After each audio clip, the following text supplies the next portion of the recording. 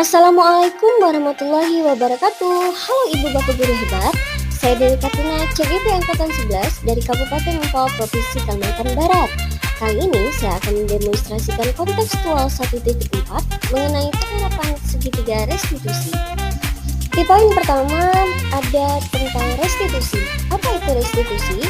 Restitusi adalah proses menciptakan kondisi bagi murid untuk mempelajari kesalahan mereka sehingga mereka bisa kembali ke kelompok mereka dengan karakter yang lebih baik. Adapun ciri-ciri dari restitusi yaitu bukan untuk menebus kesalahan, melainkan untuk belajar dari kesalahan, kemudian memperbaiki hubungan, merupakan suatu tawaran bukan paksaan, dan menuntut untuk melihat ke dalam diri. Nah, ini adalah gambar segitiga restitusi, di mana tahapannya yang pertama ada menstabilkan identitas, kemudian yang kedua ada validasi tindakan yang salah, dan yang ketiga menanyakan keyakinan. Oke, di langkah yang pertama ada menstabilkan identitas. Nah, di sini berdasarkan prinsip membuat kesalahan adalah bagian dari proses pembelajaran. Kemudian menggeser identitas gagal ke identitas sukses dan jangan mengkritik murid yang sedang mengalami kegagalan. Nah, di bagian langkah ini kita dapat memberikan respon, misalkan berbuat salah itu tidak apa-apa. Kemudian bisa juga dengan saya juga pernah membuat kesalahan seperti itu, atau bahkan ibu bapak bisa menanyakan saya ingin mencari solusi, bukan siapa yang salah. Nah, selanjutnya langkah yang kedua mengenai validasi tindakan yang salah. Di sini berdasarkan prinsip setiap perilaku berupaya memenuhi suatu kebutuhan tertentu. Di sini guru akan bergeser dari pemikiran stimulus respon menjadi proaktif. Kemudian mengenali dan memahami kebutuhan murid akan memperbaiki hubungan murid. Nah, selanjutnya adalah pertanyaan disampaikan dengan nada yang tidak memojokkan. Ibu bapak bisa memberikan contoh respon, misalkan dengan mengatakan kamu pasti punya alasan melakukan hal itu, atau bisa juga dengan mengatakan kamu boleh mempertahankan sikap itu, tapi kamu harus menambahkan sikap yang baru. Di tahap akhir segitiga restitusi ada menanyakan keyakinan. Nah, teori kontrol menyatakan bahwa pada dasarnya kita itu termotivasi secara intrinsik. Kemudian kita juga membentuk suatu proses di mana murid menghubungkan dirinya dengan nilai-nilai yang dipercaya. Nah, di tahap ini juga kita bisa menanyakan kepada murid tentang nilai apa yang sudah kita percaya. Kemudian masih ingatkah kamu tentang keyakinan kelas yang sudah kita sepakati? Apa sih keyakinan kelas kita? Ibu bapak, berikut adalah video kasus 1 tentang seorang murid yang tidak masuk ke dalam kelas pada saat pembelajaran bahasa Indonesia. Kemudian masalah ini diselesaikan dengan segitiga restitusi. Selamat menyaksikan. Ya, silakan masuk ya. Ya Bu, ada apa manggil saya? Baik, dia gimana kabarnya hari ini? Baik Bu. Oke, dia tahu tidak alasan mengapa ibu memanggil dia? Nggak tahu Bu.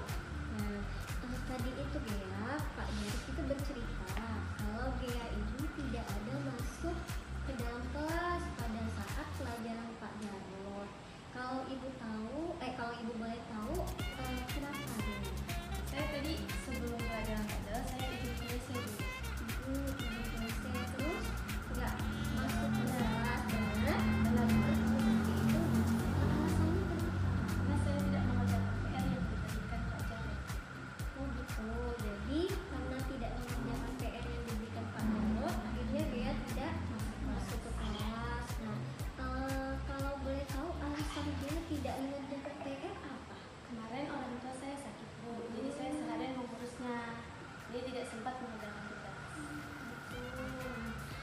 Baik, sebelumnya kan ibu mengenal dia ini adalah anak yang rajin, kemudian mengerjakan tugas juga rajin, di dalam kelas aktif. Nah, makanya ibu bertanya mengapa dia melakukan hal yang seperti ini.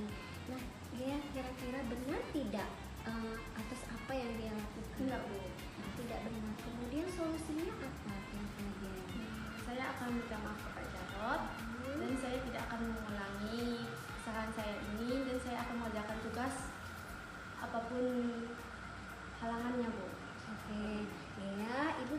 prihatin ya atas musibah yang dia alami. Semoga orang tua dia cepat sembuh ya. Nah, untuk kedepannya dia harus membuat komitmen atas apa yang dia katakan tadi ya.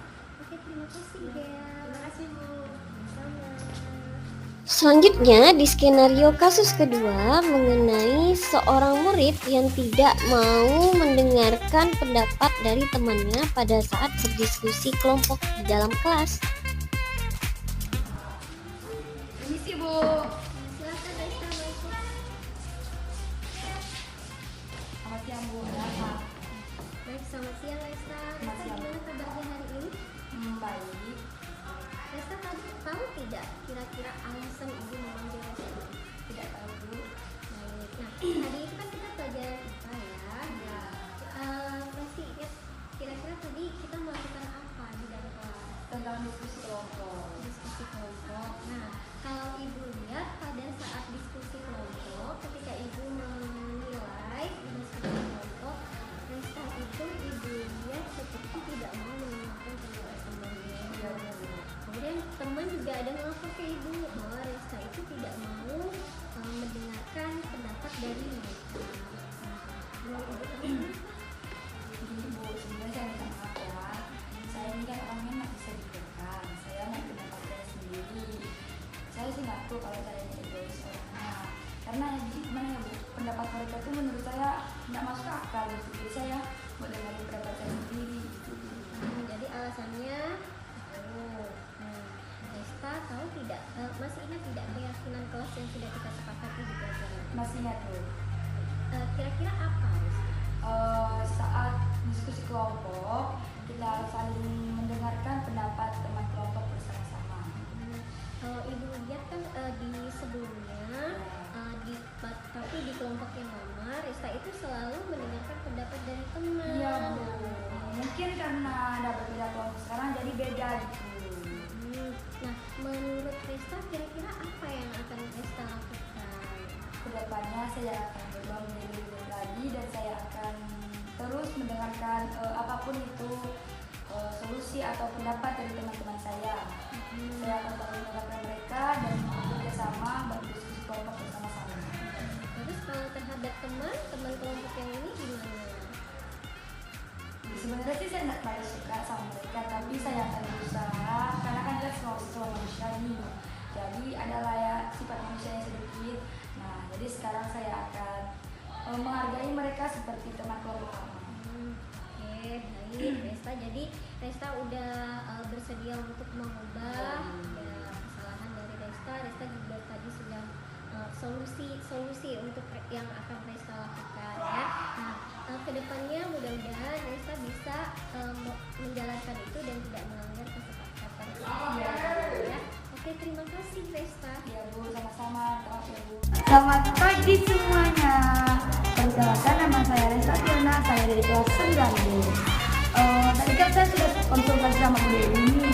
Nah sekarang setelah saya berkonsultasi, hati saya menjadi lega dan atas perbuatan saya tadi saya akan berubah menjadi lebih baik lagi dan tidak akan mengulangi kesalahan yang sama.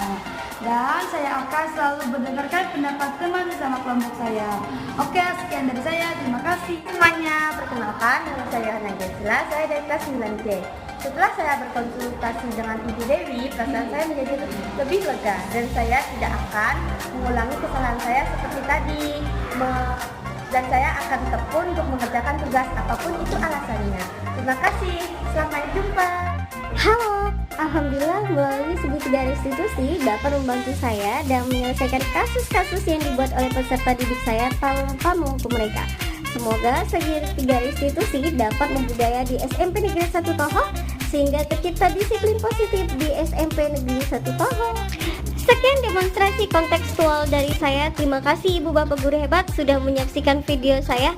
Tetap semangat dan selalu bahagia. Wassalamualaikum warahmatullahi wabarakatuh.